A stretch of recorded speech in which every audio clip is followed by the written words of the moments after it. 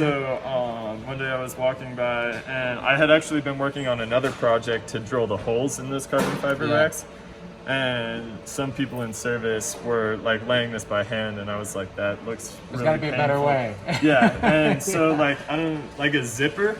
That was essentially what the concept was. So this little piece here, takes the tape in and these blue teeth, and then when you pull it, you get it nicely laid on, and then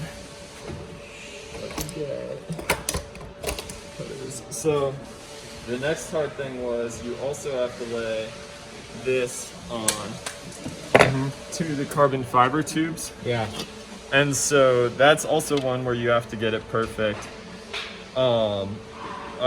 Because if it's not on like straight, you have to remake it. It messes with the machine. So before they would like lay it on by hand.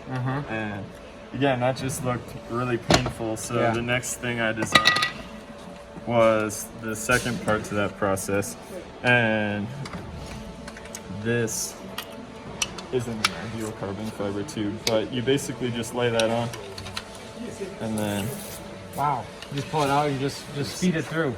And then it puts it on. You designed this, you came up with this? Oh yeah, so I designed it and then 3D printed it. So then I obviously cut this piece way too long, but like you can see it. Yeah, it's just perfect. So before this, what I just showed you would probably have been like a 10-ish minute process. Yeah.